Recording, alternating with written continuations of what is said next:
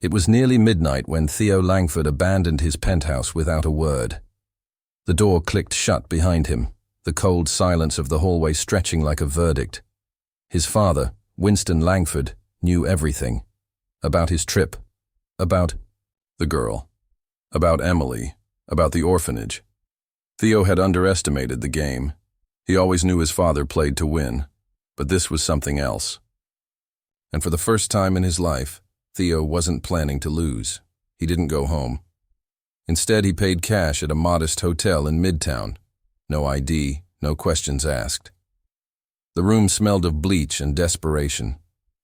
He sat on the edge of the bed, the cheap polyester comforter crinkling under his weight. Then he made 3 calls. The first, to a retired detective he trusted more than anyone in the Langford orbit. The second, to his attorney. The third, to an apartment in Brooklyn. When the voice on the other end picked up, Theo didn't waste a second. "I need to see you. Both of you. Not there. Somewhere quiet but public. It's about what you found today." There was a pause, then suspicion. "How do you know we found anything?" said the voice. Ben, the ex-mechanic who'd stumbled into this twisted web. "The same way Theo had." "Because I found something too," Theo replied, his voice flat. "And I think we're all in danger." They met an hour later at a dingy diner in Brooklyn, the kind that smelled like fried onions and forgotten dreams. Emily sat beside Ben, her eyes wide, a small backpack clutched to her chest. She couldn't have been more than 9. She looked nothing like Theo, and yet there was something, a glance, a tilt of the chin. Familiar, almost haunting. "I think you're my brother," she said before he'd even sat down. Theo stared at her and nodded slowly. "I think so too." Ben leaned in protectively, his arm resting along the back of the booth behind Emily. Her mother, Sarah, left letters. One mentioned something called the Langford program, said Emily had to be prepared, that something was supposed to happen on her 18th birthday. Theo's jaw tightened. "My father doesn't do things without purpose. He doesn't raise children, he collects them." From the backpack, Emily pulled a bundle of old papers, school records, letters, a photo of a smiling woman with dark hair. Sarah, her mother, or at least the woman who raised her. "She always said we had to." "Stay hidden," Emily whispered. Theo's voice dropped. She was right. "I found a document in my father's archives, lists of children, categorized like inventory, special markers, handpicked from orphanages like they were assets." Ben finished. Theo nodded. "I don't know what he was planning, but I know when the orphanage closed, the Langford Corporation was restructuring, going public. He needed capital, investors, legacy." Emily looked at him, her brow furrowed. "What does that have to do with me?" "In the world my father moves in," Theo said. "Bloodlines matter. Legacy matters. Emily, you weren't just hidden. You were kept." "For what?" He didn't answer. He couldn't. Instead, he glanced around the diner. His instincts had sharpened since that afternoon. The Langford family didn't confront. They erased. Outside, a black sedan slowed beside the window. The man in the passenger seat was watching. "We need to go," Theo said sharply. "Now, through the back." They fled through the kitchen, emerging into an alley slick with oil and rain. Ben pulled open the passenger door of his beat-up truck. Emily climbed inside without a word. As Theo reached for the handle, Ben grabbed his arm. "What the hell have you gotten us into, Langford?" Theo's eyes were hard. "The truth," he said, "and my father will do anything to keep it buried." By morning, the stained glass windows of St. Dominic's Cathedral filtered golden light over the pews. This was the only place his mother could meet him without Winston's knowledge. Her weekly confession, cloaked in routine, had become their secret rendezvous. Cassandra Langford had once been the city's most photographed socialite. Flawless gowns, flawless lies. At 57, she still carried that elegance. But something in her hands betrayed the years of fear. a slight tremor, a visible regret. Theo sat beside her, saying nothing at first. The sound of distant chanting filled the silence. "I found her," he said finally. "Her name is Emily now. She's 9. Cassandra." Turned slowly. Her eyes welled beneath dark glasses. "She's alive?" He nodded. "She has your eyes, and she's wearing a ring. The ruby one." Cassandra pulled off her gloves. An identical ruby glinted on her hand. "My grandmother's," she whispered. "There were 2, one for each twin." Theo froze. "Twin?" Cassandra nodded. "You never knew." Winston made sure of that. "The doctors, they told me the second baby died." "You and your sister were born minutes apart. Identical." He tried to process it. "So, Emily, she's your twin," Cassandra said. "Winston told me she died. I never saw her. I was barely conscious when they took her away. Why? Why would he do that?" She looked down. Control. Leverage. His grandfather believed twins shared a rare bond. When he learned I was carrying 2, he made arrangements. Theo could feel the ground shifting under him. "Arrangements for what?" "A contingency," she whispered. "If you ever went off script, he'd replace you. With her. Same genes. Different upbringing. Molded separately." Theo couldn't breathe. "I need to know more," he said. "I need to see what else he's hiding." Her voice dropped. "There's a private vault in his office, hidden behind the painting, the one of the 3 of us." As she stood, her fingers brushed his. "Be careful. There's more to this than even I know. But if she's really alive," "She is." "Then get her to safety, Theo, and promise me." Her voice cracked. "Promise me you'll protect her." "I will," he said, and he meant it. By the time Theo returned to the safe house, an abandoned apartment above a closed deli in Queens, the morning traffic had begun to hum. Ben was already inside, pacing. Emily sat on the floor, sorting through the contents of her backpack. Faded photographs, letters in looping cursive, sealed envelopes stained by time. Theo dropped his coat on the back of a chair and pulled a USB drive from his pocket. "I found a list," he said. "Not just names, categories." Ben looked up. "Categories of what?" "Children. Orphaned. Adopted through Langford initiatives. They weren't just selected. They were profiled. Behavioral markers, genetic traits, IQ estimates, medical history." Emily looked up from the floor. "Like they were lab rats?" Theo hesitated, then nodded.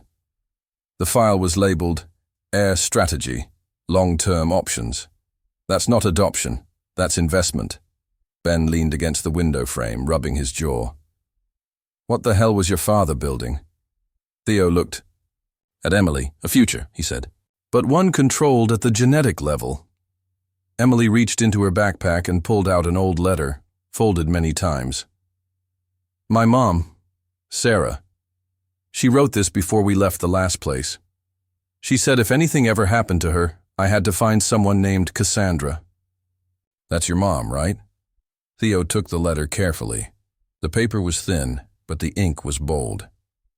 "She's the only one who might tell you the truth about why you were chosen," it read. "But trust no one with Langford blood." He folded it again and tucked it into his pocket. "She was right to run," he said softly. Ben crossed the room and opened a small box he had stashed under the radiator. Inside were half a dozen photographs, some torn, others annotated in Sarah's handwriting. Theo recognized one, the Sunshine Orphanage, just weeks before its sudden closure. Standing beside a playground slide were 5 children, 2 adults, and one man in a charcoal gray suit, Winston Langford. "What was he doing there?" Theo murmured. Ben pulled out a second document, a medical record, half redacted. "I found this in Sarah's things last year. Didn't know what it meant until now. It's for someone named L. Whitaker, female, born same day as Emily, no parent listed, then just gone." "Lily Whitaker," Theo said. That was her name before Sarah renamed her Emily, Ben nodded. But if that's in a Langford file, then she was tagged from the beginning, Theo finished. And Sarah wasn't just protecting her. She was hiding her from something bigger. He looked at Emily again. She didn't flinch. I want to know what I'm for, she said. Theo hesitated. She was only 9, but her voice was steady, curious, brave. You were a backup, he said quietly. For me, if I failed, if I broke away from the company, they could insert someone with matching DNA. Different story, same bloodline. Emily's brow furrowed. But I'm just a kid. That's why they waited. According to the files, there was a plan, education, psychological conditioning. Even medical procedures scheduled for your teens. Ben swore under his breath. That's not legacy. That's programming. Theo stood and pulled a folded paper from his jacket. Cassandra's handwriting, shaky, but clear. There's a vault. Behind the family portrait in my father's office, that's where the original files are. You're going back? Ben asked. I have to. I need proof. Real documents. Something that can hold up in court, or at least in the media. Ben frowned. Langford Towers locked up tighter than Fort Knox. Security, cameras, biometric locks. I have access, Theo interrupted. Still listed. As an executive. Winston never revoked it.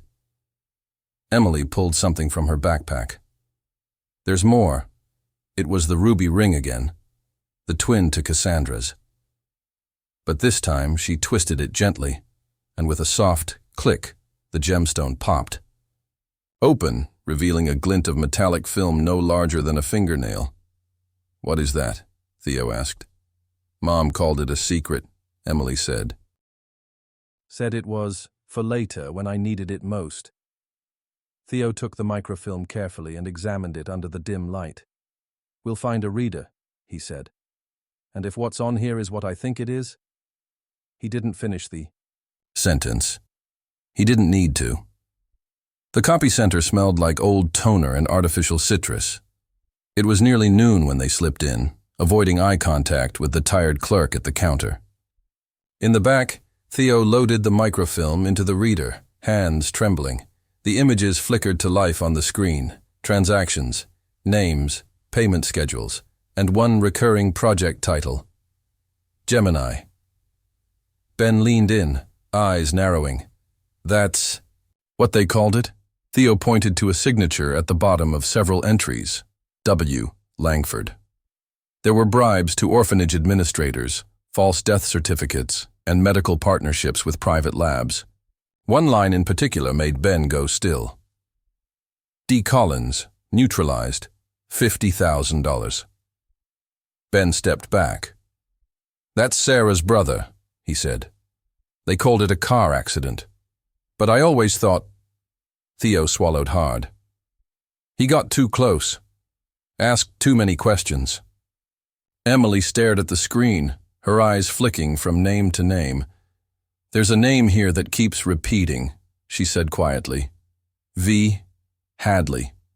Ben blinked. Victoria Hadley? Your fiancée? Theo stared at the screen. She'd been reporting on him the entire time. The sun spilled through the stonework of St. Dominic's Cathedral in fractured shafts of golden light. Outside, the streets of Manhattan buzzed with the rhythm of ordinary life. But inside the vast sanctuary, silence held dominion, cool, ancient, reverent. This was where Cassandra Langford came every Thursday, for confession, for cover, for ritual, and today, for the truth. Theo waited in a side alcove, out of view from the few scattered parishioners. He'd worn nothing that suggested the Langford air, no pressed blazer, no tailored shirt, just jeans, an old coat, and the weight of knowledge that no longer allowed him to pretend he was the man he once thought he was. She entered quietly, glancing only once over her shoulder. Her sunglasses were too large for the dim interior, Her hat, modest and wide-brimmed, cast a shadow over her face. But when she saw him, something in her posture softened. She approached without a word. Theo sat beside her in the pew. For a few moments neither spoke. The quiet between them wasn't strained. It was survival. "I found her," Theo said finally. "Her name is Emily now." Cassandra drew a breath so sharp it caught in her chest. "She's alive?" He nodded. "She's safe. With Ben, the mechanic. She's smart, curious, has your eyes." Cassandra's fingers trembled as she removed her glove. The ruby ring caught the light. Its twin, Theo knew, sat on Emily's finger, identical in every detail. "She kept it," Cassandra whispered. "She did." Cassandra stared ahead at the altar, her voice distant. "There were two of them, born 7 minutes apart. I was barely conscious. Winston told me Lily died, that there was nothing to be done." "You believed him?" "I wanted to believe him," she said.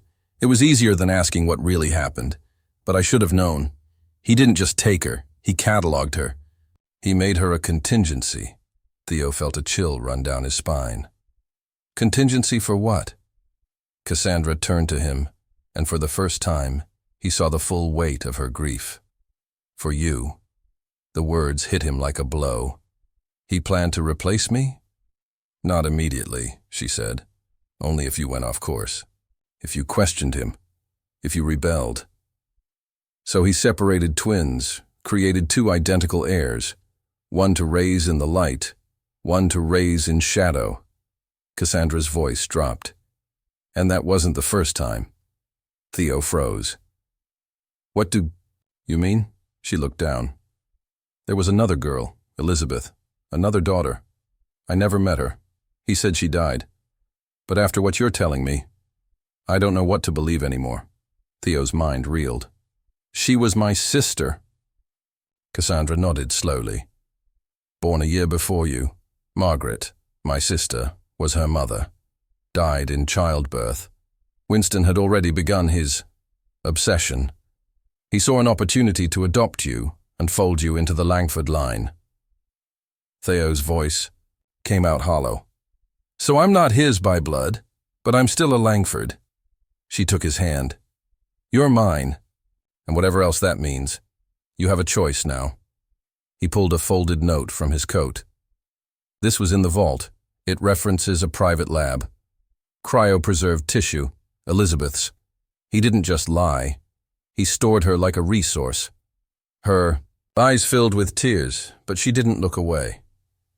"There's a vault," she said. "Behind the portrait in his office. The family one. Winston, with his hand on your shoulder. Fitting, isn't it?" Theo nodded grimly. "I need to get back. I need whatever's there."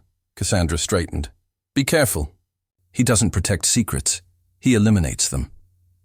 She rose, smoothing her coat. Her voice softened as she turned to leave. "Will you bring her to me?"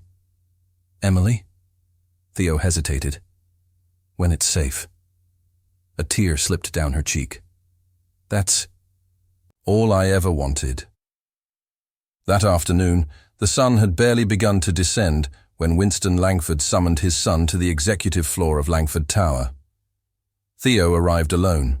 The opulent office shimmered with money, marble floors, crystal decanters, oil paintings of family members long dead and mostly corrupt. At the center, Winston stood before a massive window, arms behind his back, watching the skyline like a king surveying his kingdom. Without turning, he spoke. "Interesting choice of meeting place this morning." Theo said nothing. Winston moved to the desk and tapped a key on his laptop. The screen lit up, a paused frame from cathedral surveillance. Theo and Cassandra, seated in shadow. "Care to explain why you're disturbing your mother with fairy tales about long-lost children?" Theo held his ground. "They're not fairy tales." Winston smiled, slow and joyless. "Ah, so you've found her, the spare." She's a person, Theo said. A child. You raised us like projects, like contingency plans. You make that sound sinister, Winston said, pouring himself a drink he wouldn't touch. It's strategy. Risk management. That's what leadership is. Theo leaned forward. You separated twins, lied about deaths, erased lives. Winston's eyes glittered. And yet here you are, standing in the center of a legacy you would not exist in had I not made those decisions. You didn't. Build a legacy, Theo said coldly. You built a machine, and you called it family. A long silence stretched between them. You have a choice, Winston said at last. Stand beside me. Assume your place as Langford's future. Or join the others. The broken ones. I'm already one of the broken ones, Theo replied. He turned and left. Later that night, under cover of the charity gala, Theo returned. Langford. Tower gleamed like a monument to ambition, but Theo knew where to go. He wore a tailored suit, borrowed, not chosen, and an ID badge that still worked. He passed through security with a calm he didn't feel, took the private elevator, and stepped into the office. The portrait watched him. He crossed the room, reached behind the frame, and entered the 6-digit code burned into his memory. The day Winston had officially adopted him. The vault clicked open. Inside were files, stacks, labeled meticulously. Special adoptions, contingency assets, genetic research, Gemini project, Elizabeth. Theo photographed everything. In the Elizabeth file, he found a single image, an infant.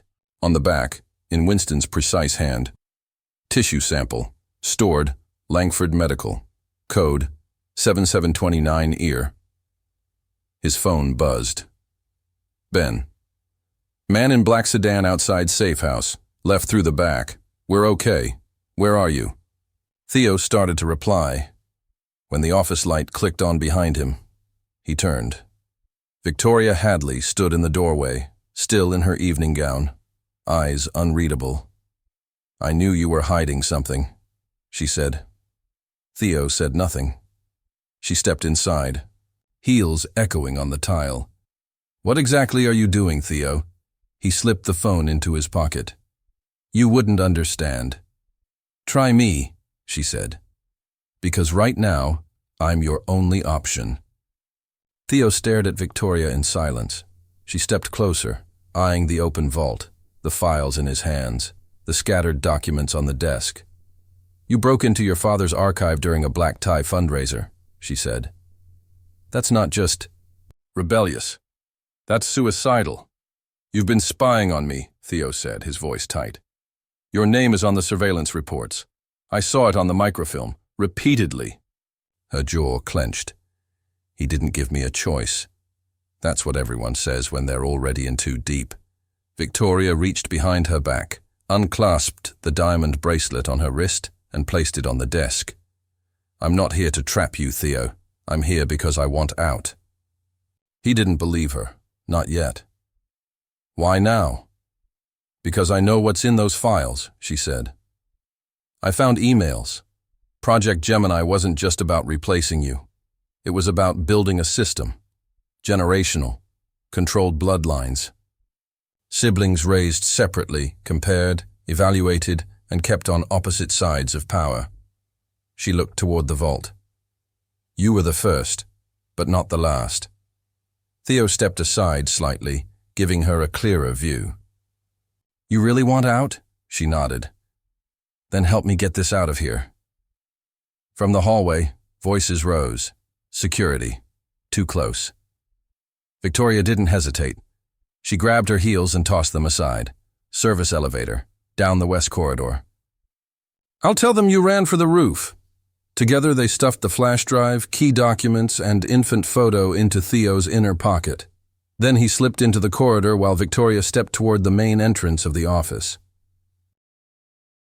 As she opened the door, she called out loud enough for the guards to hear. He went that way! Theo rode the service elevator in silence, descending floor after floor, until the corporate polish gave way to concrete and flickering lights. He stepped into the loading bay and ducked into the shadows. His heart pounded in his jacket, evidence of genetic programs, financial trails, psychological conditioning reports. There were charts that mapped sibling behavior across time. Adoption papers stamped with false signatures. A list of names, dozens of children tagged as assets. Emily's name was on that list. So was another. V. Hadley, Phase 3. Contingency. He paused in the dark, stunned. Victoria wasn't just involved. She was part of it. And then he saw it. A line in the Elizabeth file he hadn't noticed before. Subject: Elizabeth Langford. Transferred: Huntington Private Trust. Huntington, Victoria's family name. He swore under his breath. She wasn't. Just a pawn. She was Elizabeth. By midnight, Theo reached the safe house. Ben opened the door, phone still in hand, tension written across his face. "You made it." Theo nodded, pulling off his coat. "Barely." Emily sat curled up on the couch, half asleep but alert enough to notice his return. She sat up quickly. "Did you find it?" He pulled the drive from his pocket and laid it on the table. "Everything." "Including you." She didn't flinch. "I figured." Theo hesitated, then held up the infant photo. Ben stepped forward. "Is that—" "Elizabeth," Theo said. "She didn't die. Tissue samples were preserved. Her file is registered under a private medical facility, owned by Langford Medical." Ben ran a hand through his hair. "This just keeps getting darker." Theo looked at Emily. "We can't leave you here. He knows you're with me. We need to get you somewhere off-grid." Ben nodded. "My cousin's place, in Jersey, no connections, no cell towers. She'll be safe." "And after that?" Emily asked. Theo looked at her, then at the flash drive on the table. "We burn it down." They left before sunrise. Ben drove Emily out of the city while Theo stayed behind to plan. A contact had agreed to analyze the microfilm further, an investigative journalist Theo had trusted before the Langford name got in the way. But even as he sorted through documents, questions stacked higher than answers. Why would Winston hide Elizabeth, then place her inside his own future? As Victoria Hadley, why raise one twin in secret and the other in surveillance? What did the Langfords really want from their heirs? 2 nights later, the microfilm was decoded. In a dingy 24-hour copy shop, Theo stood before the ancient reader, watching history bleed onto the glowing screen. Transactions, names, project headers, and one term repeated over and over.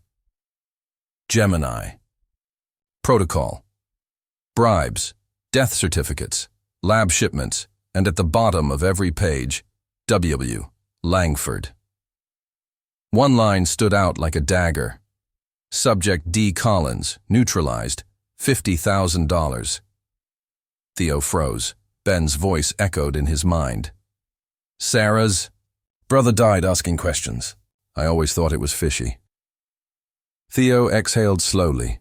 Winston had ordered his death, eliminated anyone who threatened the illusion. And then, another entry. Phase 3. Contingency. Victoria Hadley. Integration strategy approved. His stomach dropped. Victoria. Elizabeth. The one his father never lost track of. The one brought into Theo's life on purpose. It hadn't been coincidence. It had been engineered. The following day, Victoria texted him a single sentence. "Found it. Meeting you was no accident.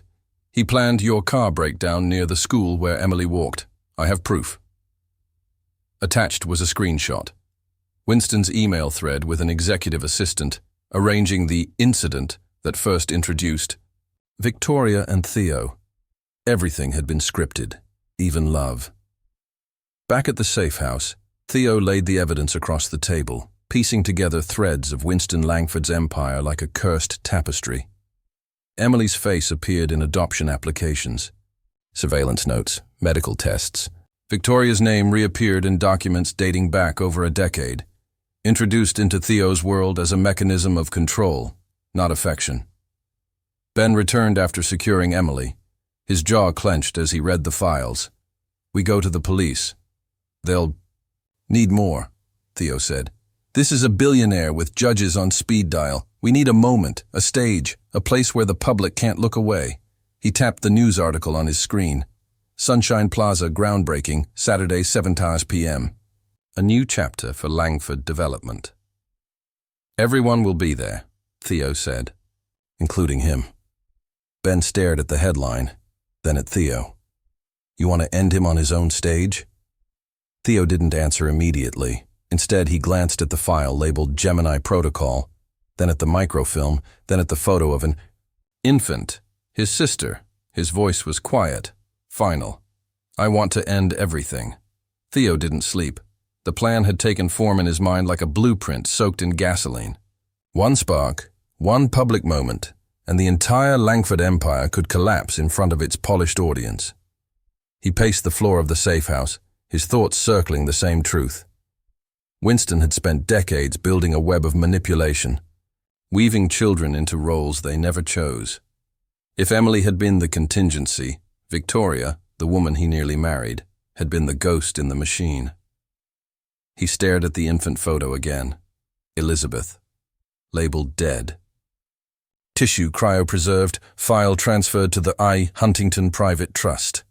He pulled out the file marked Phase 3, V. Hadley, and laid it beside the photo. There was no denying it anymore. Victoria Hadley was Elizabeth Langford. She arrived at the safe house that evening. No driver. No makeup. No pretense. Theo opened the door cautiously. Victoria stepped inside like someone entering a funeral. "You figured it out," she said. "I did." She looked at the files on the table. "Then you know what I am, what he planned. You were part of it from the beginning," Theo said. "Integrated into my life with surgical precision." "My name was Elizabeth," she said, barely louder than a whisper. "They changed it before I was old enough to speak." He studied her. She didn't flinch under the weight of the truth. She carried it like someone who'd already spent years trying to outrun it. "My mother was your aunt," she said. "Margaret. She died during childbirth. Winston took me, quietly. No birth certificate ever filed under Langford, just Huntington." "And Cassandra?" Theo asked. "She never knew?" "She thought I'd died, just like Lily." Theo blinked. "Emily," Victoria nodded. "3 of us. But only you were raised in daylight." She pulled a flash drive from her coat and set it gently on the table. "Private emails, calendar entries, medical schedules, everything he planned for me." Theo hesitated. "Why now?" "Because I saw her. Emily." Victoria nodded again, her eyes glassy. "She's like me, same eyes, same ring, but she's still soft, still untouched." "And you're not?" She didn't answer. Theo opened the files. There it was. Phase 3. Implementation. Transfer to engagement-linked trust. His stomach twisted. "You were never meant to marry me. You were meant to replace me. Or control me. Or both. I know." Theo leaned against the table, silent for a long moment. "You're my sister." "I am." Ben returned from New Jersey the next day, eyes tired, jaw tight. "She's safe. Emily. She's with my cousin. No electronics, no trails." Theo filled him in. Ben didn't speak for a full minute. "Victoria," he said finally. "You're saying she's the third twin?" "Not a twin. A sister, from another pregnancy. But yeah, raised separately, hidden in plain sight." Ben glanced at her. "You know what he did to her?" "I do," she said. "And I helped. Until I couldn't." Ben looked back at Theo. "What now?" "We finish this. We expose everything." "On stage, public, loud. Sunshine Plaza," Ben said. Theo nodded. "He'll be there. Every investor, every politician, A captive audience. And what's our angle? We show them what the empire is built on, Victoria said. Stolen children, engineered identities, executed whistleblowers. Theo reached for the notebook Emily had left on the table, filled with doodles, notes, thoughts in her uneven handwriting. He flipped to the page marked, Jack's Plan, Backup. Matthew. Theo caught himself. Ben, you'll pose as event staff, run audio and visuals. We upload the vault files in real time.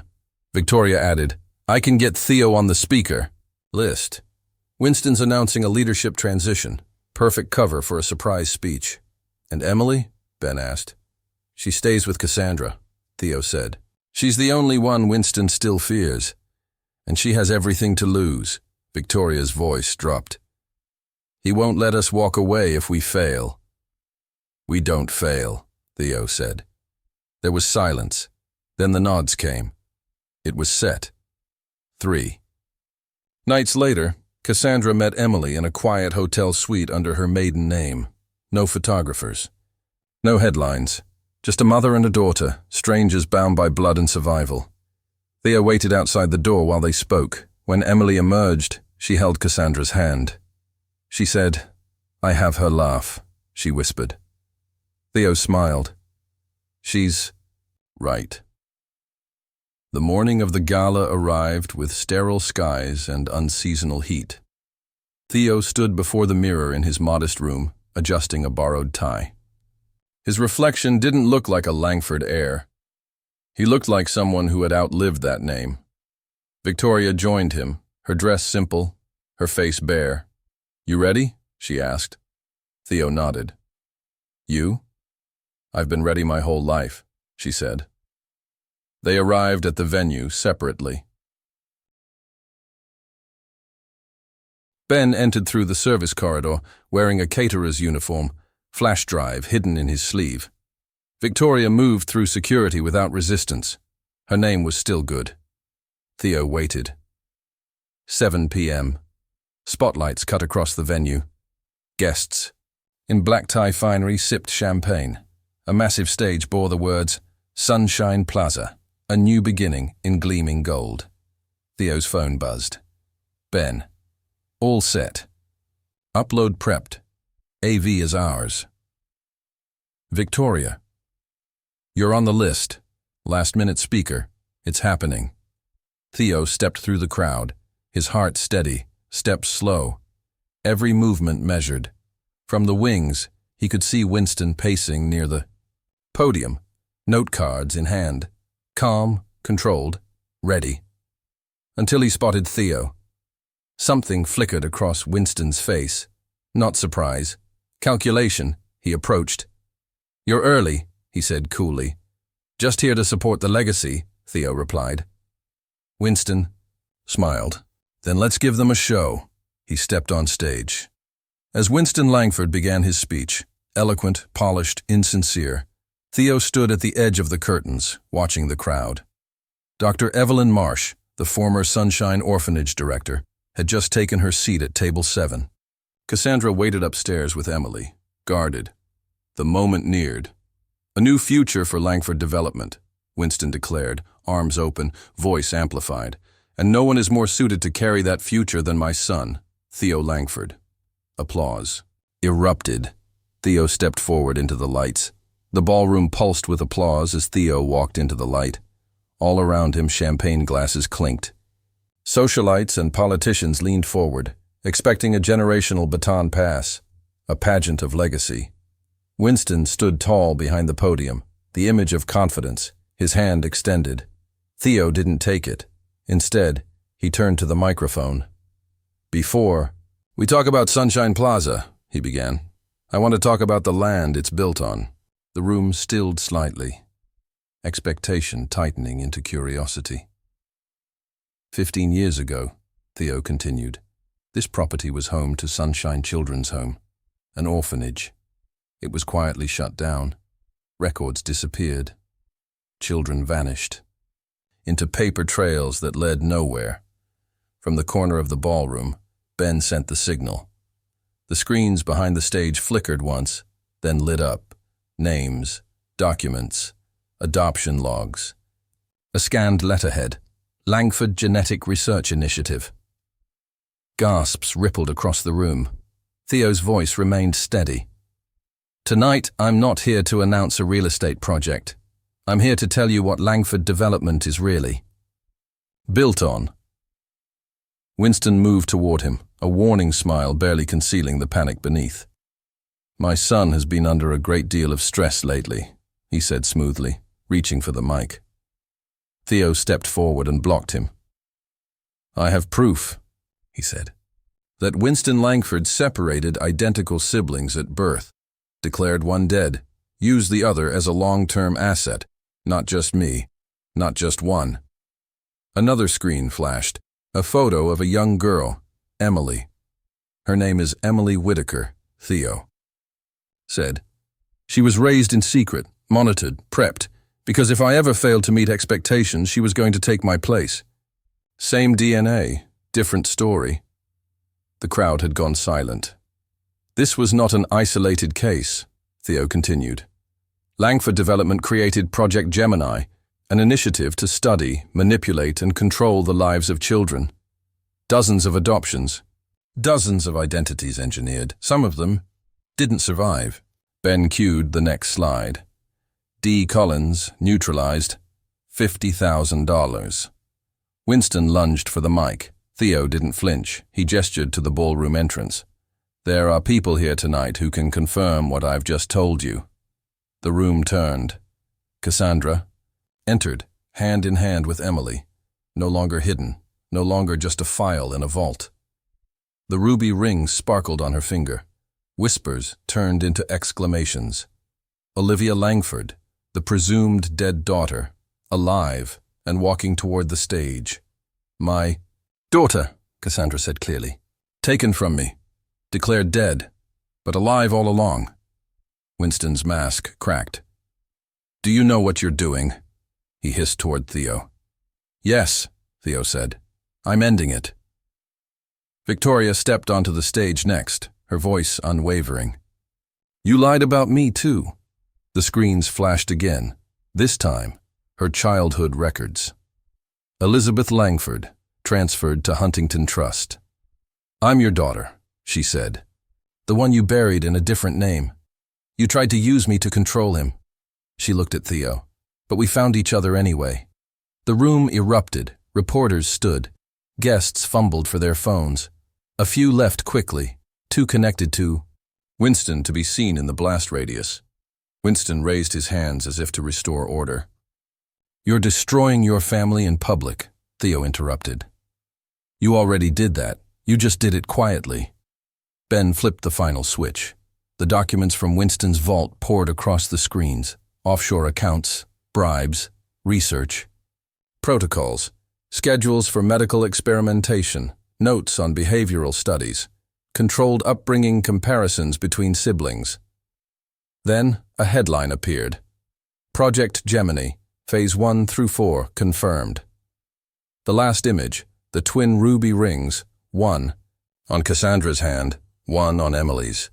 The final symbols of control, and now defiance. I didn't come here tonight to inherit anything, Theo said. I came to set it on fire. Security had frozen, waiting for direction.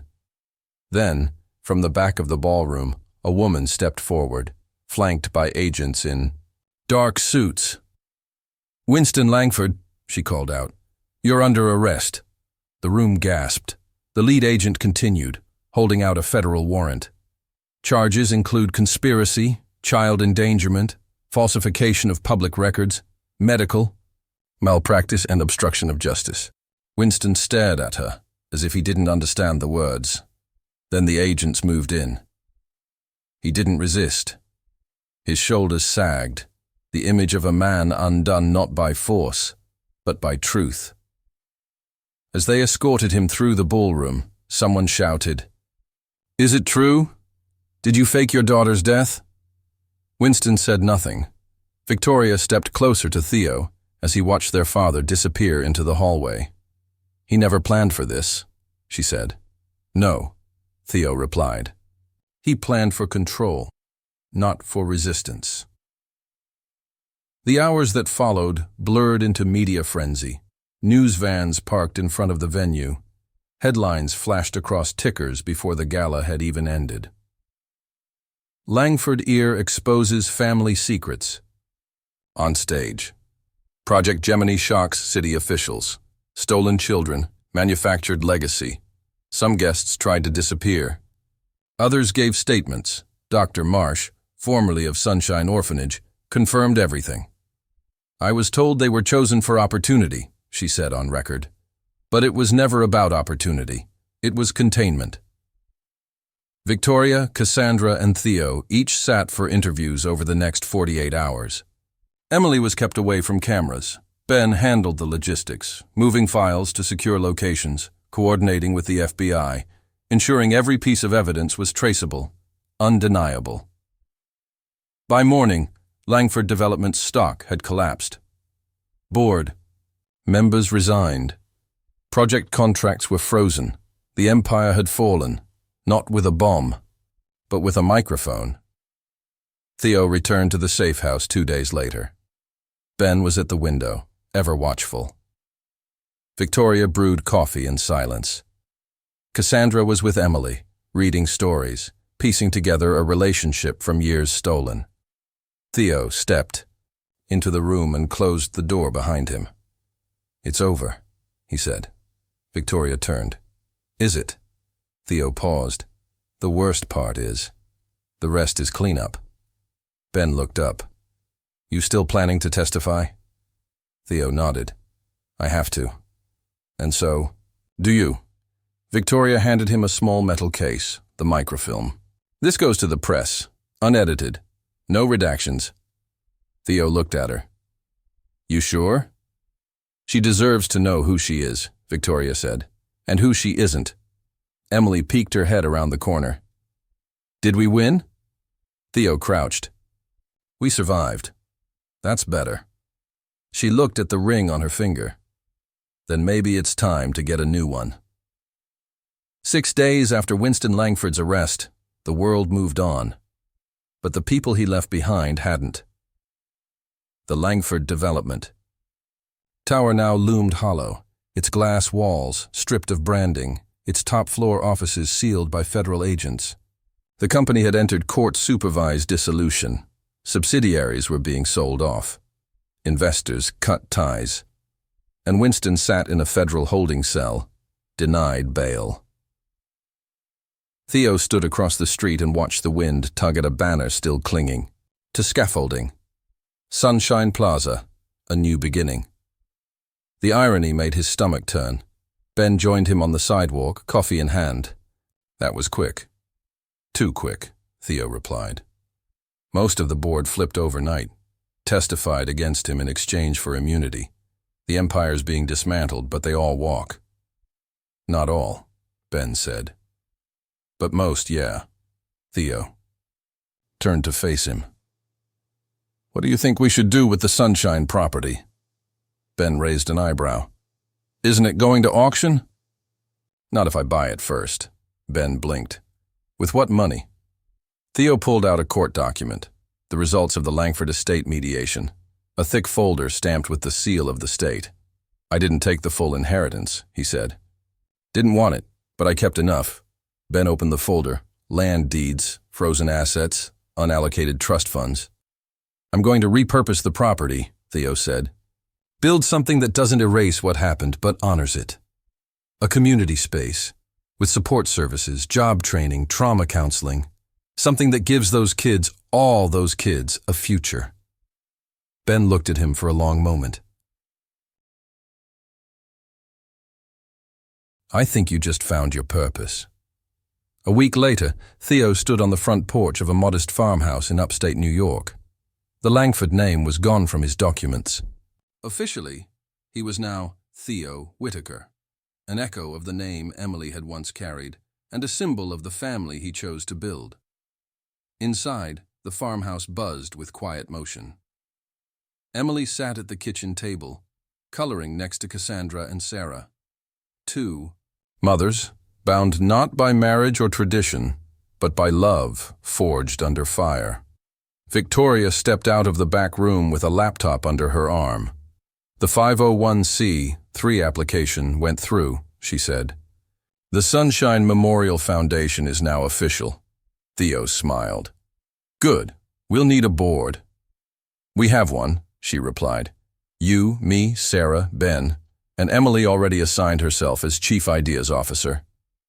From the table, Emily raised a hand like she was in school.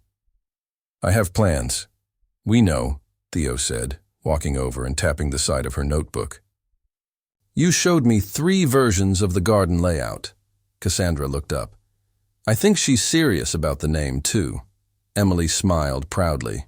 We're calling it the Whitaker Center. Victoria nodded. We'll fund it with settlement. Money, grants, donations, Sarah added softly, and we'll make sure no child is ever filed away like a document again. Later that evening, they gathered around the dining table. No crystal, no catered meal. Just takeout, laughter, and a sense of something unfamiliar. Peace. Theo watched the room as if he were memorizing it. Ben making sarcastic remarks about starting a vocational engine repair class.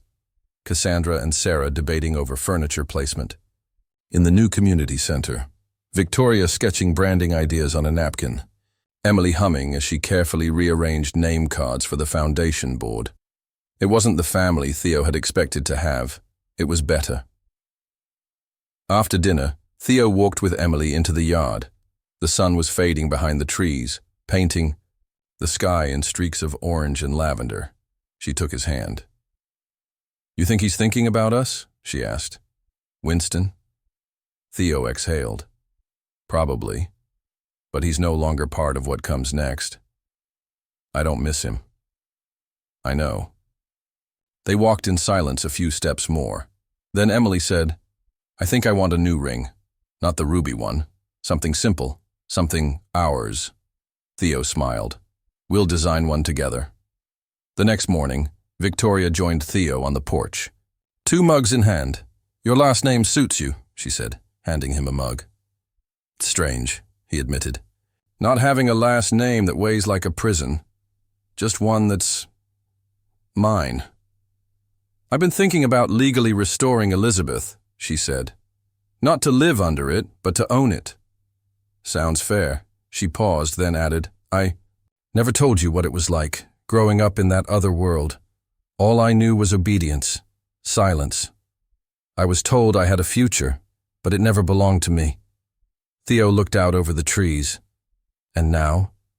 She looked back toward the house, where Emily and Cassandra were laughing at something Sarah said. Now it does. That afternoon, they finalized the board documentation for the Sunshine Memorial Foundation. Emily insisted on adding a 5th pillar to the mission statement: healing over hiding. They all agreed. Later, Theo retrieved a small wooden box from the old farmhouse attic. Inside were remnants from Winston's vault, no longer evidence, but history. He pulled out the ruby ring. It was beautiful, heavy, valuable. It was also a symbol of everything they had escaped. He handed it to Emily. I think this belongs in the memorial garden, he said.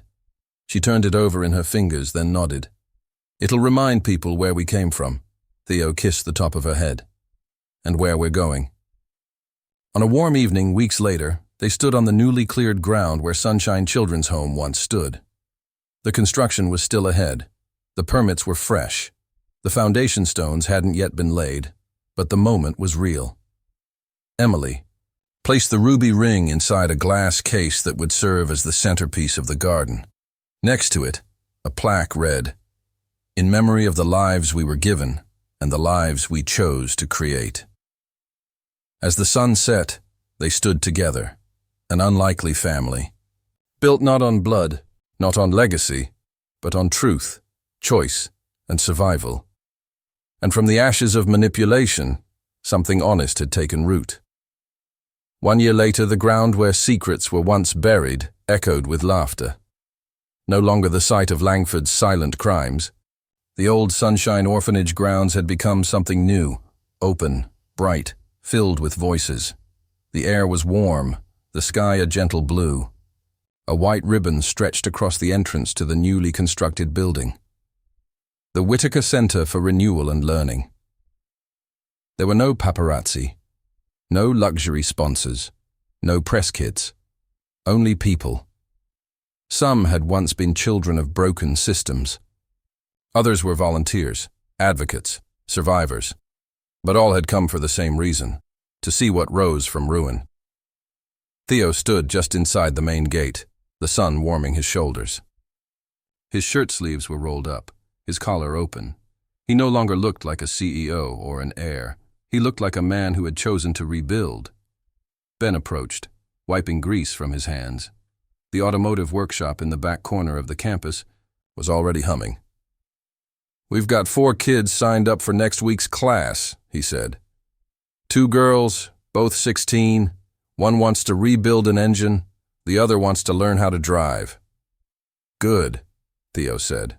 "Real skills, real power."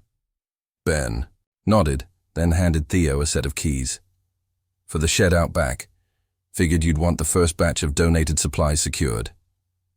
Theo smiled. "We're really doing this." "We already did." Inside the community center, the walls were lined with photos, before and after shots of the grounds, hand-drawn art from children, plaques honoring those who had made this place possible. Near the entrance, a modest memorial garden had been arranged. It wasn't large or fancy, just a stone bench under a tree and a glass case embedded in the brick path. Inside the case, a single ruby ring resting atop a folded page of microfilm and a black and white photo of a baby labeled Elizabeth. Visitors often paused at that display, unsure what it meant. But those who asked were always told the truth, that it had once belonged to a lie, and then to a girl who chose something better. Theo took the stage that afternoon in front of a small but full crowd. The event wasn't ceremonial. It was purposeful. Cassandra, Sarah, Victoria, Ben, and Emily all sat in the front row.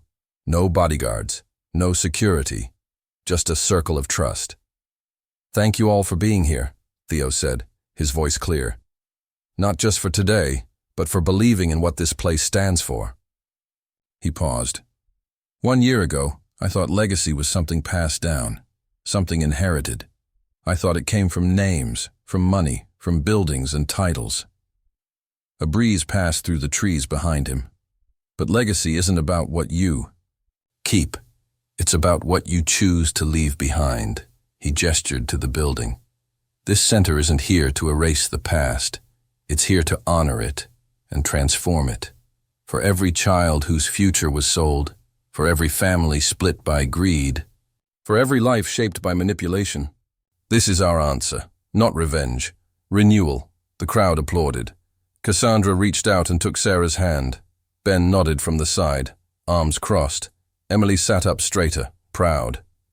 Theo looked out at all of them and smiled. "And for the record," he added, "no Langford money built this, only Langford mistakes." Later that evening, as golden light spread across the fields, the group gathered on the porch of the farmhouse.